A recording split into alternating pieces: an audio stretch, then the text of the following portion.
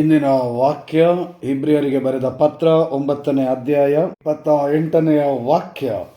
ಹಾಗೆ ಎಲ್ಲ ಮಾನವರ ಪಾಪಗಳನ್ನು ಹೊತ್ತು ಹೋಗಲಾಡಿಸಲು ಕ್ರಿಸ್ತ ಯೇಸು ಒಮ್ಮೆಗೆ ಎಲ್ಲ ಕಾಲಕ್ಕೂ ತಮ್ಮನ್ನೇ ಬಲಿಯಾಗಿ ಸಮರ್ಪಿಸಿಕೊಂಡರು. Price the lord.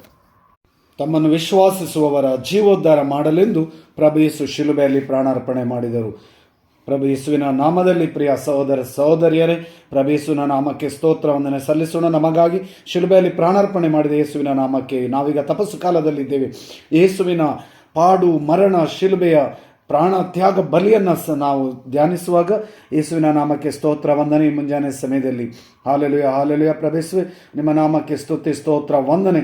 ನಮಗಾಗಿ ಶಿಲುಬೆಯಲ್ಲಿ ಪ್ರಾಣಾರ್ಪಣೆ ಮಾಡಿದ ಯೇಸುವೆ, ನಿಮಗೆ ಸ್ತೋತ್ರ ವಂದನೆ. ಈ ಕ್ಷಣದಲ್ಲಿ ನಿಮ್ಮ ಆತ್ಮರನ್ನು ಸುರಿಸಿ ನಮ್ಮನ್ನು ಬಲಪಡಿಸಿರಿ. ಆರೋಗ್ಯ, ಸೌಖ್ಯ, ಆಶೀರ್ವಾದ, ವರದನ್ನು ನೀಡಿರಿ. ಪವಿತ್ರ ಆತ್ಮರಿಂದ ಅಭಿಷೇಕಿಸಿರಿ. ಪಿತನ ಸುತನ ಪವಿತ್ರ ಆತ್ಮನ